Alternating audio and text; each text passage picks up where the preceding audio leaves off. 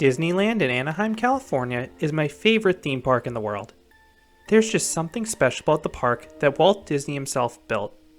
In this video, I will explain why the so-called happiest place on earth is worthy of that title. If it's not obvious, I am a major Disney fan. I love their films and their characters, so getting a theme park as immersive as this, themed to my favorite characters, is a dream come true. The park opened in 1955, and it has been a resounding success with both locals and tourists. Disneyland's attention to quality is second to none. From the moment you enter the park, it's almost impossible not to have a smile on your face. Disneyland excels in many areas, but one of the park's biggest strengths is the overall appearance. Disneyland has 9 different lands, each with their own distinctive theme, and each land is extremely immersive. From the atmospheric music, to the shops, to the rides themselves, every detail comes together to make some of the best themed areas of any park. Plus, the park as a whole is immaculately clean and well landscaped to complement that theming. And then you have a bunch of little details too. There's always something new to discover at Disneyland. For example, in my last visit, I learned about the enchanted windows on Main Street that cycle through a series of animated displays. They were really cool to see. Making the experience extra magical are all the characters and cast members. I know the term Disney magic is cliche, but the staff members do their best to make that a reality. I cannot think of any bad encounters I've had with the staff members at Disneyland over the years. The park is about as well staffed as any amusement park in the world, and everyone is willing to go above and beyond their duties of a typical theme park employee. Not only is everyone extremely friendly and cheerful, but they're also wildly efficient. The balance that Disney strikes between friendliness and efficiency is one of the most impressive aspects of the park. And then you have the costume characters, which I know are targeted more towards young kids, but I can't lie that the kid in me has a smile on my face anytime I'm running my favorite characters like Chip and Dale. Being the original Disney park, Disneyland does have one downside: overcrowding. Disneyland was not designed with today's capacity in mind. The later Disney parks were. Disneyland is regularly the second highest attended park in the world, just behind Walt Disney World's Magic Kingdom.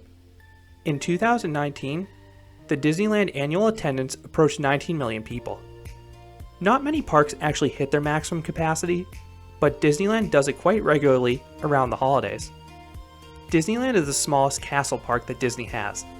If that wasn't already apparent by the size of the park's castle, it's just 77 feet or 23.5 meters tall, compared to the others that are almost 100 feet taller. But in terms of land, Disneyland comes in at just under 100 acres. Logically, you'd think a smaller park means that you can get between the rides faster, but it often takes longer than you'd expect due to a bevy of bottlenecks in the park. Many of the pathways are extremely narrow, so you're often shoulder to shoulder with other guests. There isn't much space to get around. And then if you try to navigate across the park during a nighttime spectacular or a parade, forget it. It's like rush hour traffic on the expressway. Despite the pathways feeling packed even on quiet days, it is possible to do a lot of rides in one day at Disneyland, and there are several reasons for this. 1. The number of attractions. While it may be among the smaller Disney parks in terms of size, Disneyland has the most attractions, so you're almost always able to find something with a minimal wait even on a busy day. 2. The operations. I hinted at this earlier, but Disney is the king of capacity. Rides at this park will have astronomically high throughputs, and the cast members know how to keep the lines moving. They will also fill every available seat. 3. The single rider lines. If you don't mind splitting up from the rest of your party, the single rider lines at Disneyland are absolute godsends. 6 of the park's most popular rides have single rider lines, and oftentimes they'll get you on the attraction in less than 15 or 20 minutes. The rides that have them are Indiana Jones Adventure, Splash Mountain, Space Mountain, Star Tours, the Matterhorn Bobsleds, and Millennium Falcon Smuggler's Run. Now, I do tend to avoid the single rider line on the latter 2 rides though. Matterhorn's single rider line tends to get backed up because it's adjacent to the main entrance, so a lot more people join it. Some of the other single rider lines are closer to the exit, so it requires more effort to get to them. In addition, I have a strong preference for the Tomorrowland side, and you lose the ability to pick your track if you go the single rider route. On Smuggler's Run, the single rider line will almost guarantee that you get Engineer. I'll touch on that ride later, but it's easily the worst roll on that ride, and I'd prefer to wait in the standby queue for a better roll. 4. Fast Pass. Disneyland offers a free skip the line service on their most popular attractions. And recently, they unveiled Max Pass. Max Pass is a small upcharge that allows you to virtually book Fast Passes from the convenience of your phone. And I cannot recommend this enough. It is a major time saver. The alternative is having to walk up to each attraction and claim a paper Fast Pass, which can burn a lot of time. With Max Pass, you can book a new Fast Pass immediately after you use your previous one, or when your waiting period expires, whatever comes first. I can often get 20 plus Fast Passes a day with Max Pass. And as an added benefit, the fee for Max Pass includes PhotoPass, which allows you to download all your on-ride photos from the day as well. It's a great value. 5. Because Disneyland is so popular with locals, who often don't stay the entire day, you can often find short waits on most attractions at the very start or end of the day. But if a ride does have a long queue line and you cannot get a Fast Pass for it, I recommend hopping in that line right at the end of the day. Disneyland will keep their queue lines open right until park close. Just keep in mind they will often significantly overestimate the wait time at the end of the night to try to deter people from riding. The one ride that is a challenge to ride, regardless, is Star Wars Rise of the Resistance. Due to the ride's popularity and propensity for downtime, the ride did not open with a standby queue line. Instead, it only offered a virtual queue line. At park opening, guests must race on their phone on the official Disneyland app to secure a boarding pass. Each guest can get one per day, and there aren't enough boarding passes for everyone in the park, so they often disappear in less than a minute. When Disneyland reopens after the pandemic shutdown, it is possible there will be changes to this process, and it's likely the ride will function with a traditional standby line and FastPass queue line one day. But until then, I have a video detailing the steps to riding this amazing attraction as of March 2020. In terms of the ride lineup, what Disneyland offers is quite unique. The park is among the best in the world for dark rides. That is their primary focus. At most parks, you're lucky if you even get one dark ride, let alone a good dark ride. At Disneyland, you have almost 24 dark rides, and they range from old classics to modern day marvels, but they're all great in their own way. To supplement that, Disneyland has a few underrated roller coasters, a few flat rides, and a few transportation rides to help you get around. And I'll provide an overview of each land in terms of the overall atmosphere and the rides you can find there. The first land is Main Street USA. This land feels more like a shopping and dining district rather than a conventional land in the theme park, but I always get chills walking towards that castle. Or you can climb aboard the Disneyland Railroad or Main Street vehicles if you don't want to walk. Once you reach the hub, the lands radiate outwards from the castle. Going clockwise, the first land you'll encounter is Adventureland. Here, you will feel deep within the jungle with the tiki architecture and dense vegetation. In terms of rides, this land is home to two of my favorites. First, you have the Jungle Cruise, a comically narrated boat ride past several animal sets. Second, you have the Indiana Jones Adventure, which is one of the best rides in the world. The level of immersion in this attraction is absolutely mind-blowing. The long, elaborate queue line sets the tone, and the ride feels straight out of the Indiana Jones films. The EMV motion vehicles are brilliant, as their rough and tumble ride offers some thrills you typically don't get on a dark ride. It adds a lot of re-ride value to the ride. But the bread and butter of this experience are the gigantic physical set pieces. I am always in awe at the scale of the sets and how much detail Disney put into this attraction. Moving on to New Orleans Square, this 3-acre land is exclusive to Disneyland. Themed to 19th century New Orleans, it feels like a bustling urban plaza. and it's also home to two of the best classic Disney dark rides. Disneyland is home to the best Pirates of the Caribbean ride. This one is considerably longer, clocking in at over 15 minutes in length. The ride builds up slowly with some drops and eerie caves before reaching the exciting town sequence, where you have detailed animatronics on all sides causing mayhem. It really is overwhelming in the best way possible. Haunted Mansion is similar to the ones found in Florida and Tokyo, and that's not a bad thing. Unlike most haunted houses that try to scare guests, Haunted Mansion is more about the music and detailed sets. The ghost effects in particular are mind-blowing, considering this ride was built in the 1960s. Up next is Critter Country, which has this cartoonish wildlife vibe to it. And this land is home to one of my favorite rides in the world in Splash Mountain. I have a separate review in this ride, but I have ridden over 1,000 different roller coasters, and I'd take Splash Mountain over all but 15 of them. That is how amazing this attraction is. The combination of music, theming, and exciting drops makes it a truly special ride. Just know that if you ride in the front half of the log, you will get absolutely soaked, which is a good thing on a hot day. If you want to come off drier, ride towards the back half of the log. The land is also home to the many adventures of Winnie the Pooh. It's one of the weaker dark rides in the park, but it's still an overall good ride, and it never has a line. You then enter Star Wars Galaxy's Edge, the park's newest area. And as a Star Wars fan, I immediately fell in love with this land. You truly feel transported to another planet with the level of theming, isolation from the rest of the park, and the cast members. Compared to the other areas of the park, the staff get more into their roles, speaking in Star Wars jargon. Rise of the Resistance is not only the land's signature attraction, but it's my favorite ride in the whole park. It's one of the best rides ever created. I have a separate review on this attraction, but the amount of detail is mind-blowing. It starts with one of the best queue lines and pre-shows of any attraction, and it culminates in a trackless dark ride loaded with impressive visuals and some surprising effects. The ride is a pain to experience, but it's worth all the troubles. Millennium Falcon Smuggler's Run allows you to take a mission on the famous spacecraft. You can get one of 3 roles: pilot, gunner, or engineer, and you directly can affect the outcome. Pilot is the best role because you have the most control, and who wouldn't want to fly the Millennium Falcon?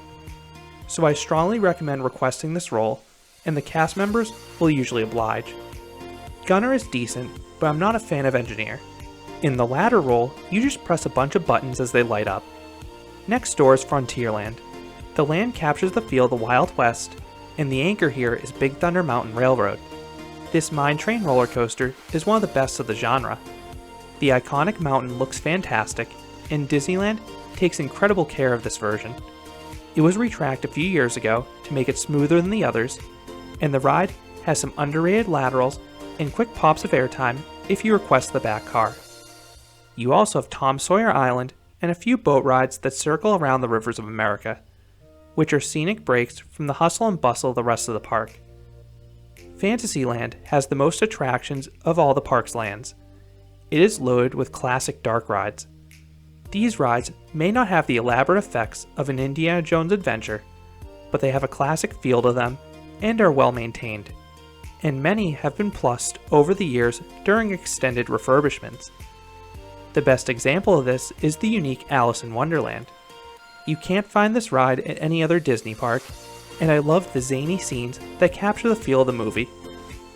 Another unique one is Mr. Toad's Wild Ride, which has some elements you wouldn't expect from a Disney ride, such as beer and a finale that literally takes you to hell.